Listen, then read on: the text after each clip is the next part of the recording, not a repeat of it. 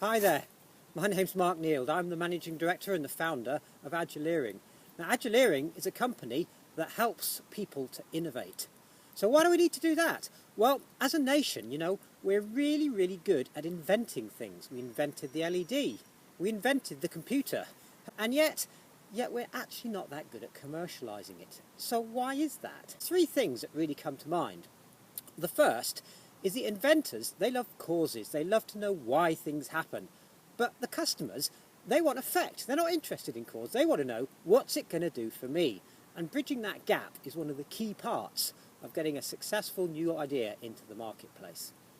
The second thing is just been taught the wrong thing. There's been a lot of academic research recently about the difference between causal, i.e. we start with a bunch of ideas and then try and get them into the marketplace, and effectual, which says, you know what, we've got certain resources, let's go and see what the market wants.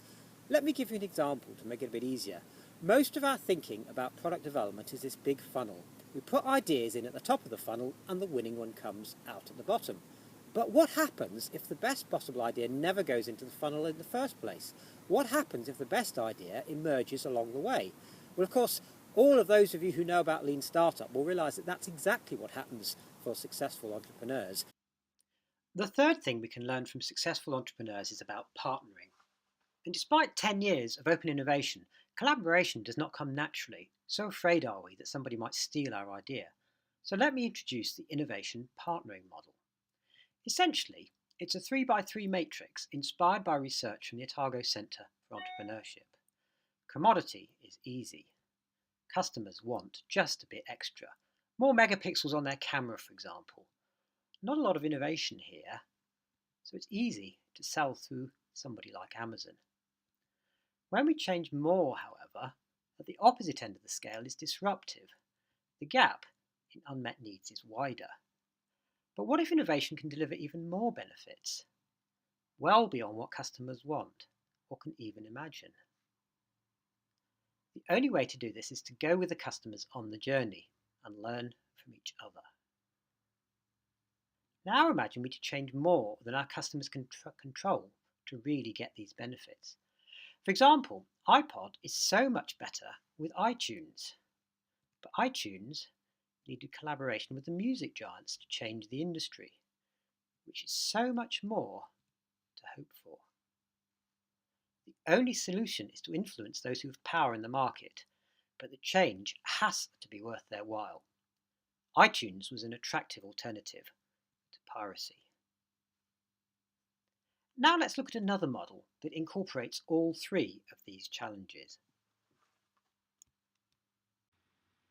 Okay, so here is a super quick overview of the infinity disruptive innovation model. The effectual loop here on the left mirrors the habits of successful entrepreneurs, while the right-hand causal loop tests the method of scaling the proposition beyond the first face-to-face encounters. Drilling down, the key point here is that you can start from anywhere. Ask customers what they want, and they don't know how to reply. Test a proposition, and they'll soon tell you what they like, and crucially, what they prefer. This helps define new customer opportunities. Many people find defining the opportunity hardest, so let's have a better look at it. Note that it isn't all about problems.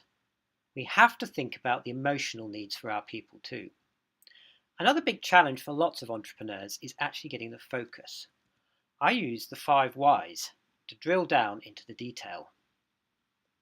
This example was inspired by a Master of Entrepreneurship student who had the temerity to yawn during one of my classes. But it shows how a really general problem can lead to a very specific opportunity here in the green. Entrepreneurs have no money. That's well known. So the development loop is really about helping to really focus on the marketing to get the biggest return on investment. Many assume that having a great proposition is the goal, but in fact it's just the start. Without lots of paying customers, you're nowhere. And with so many channels to choose from, getting this right can really make or break the business.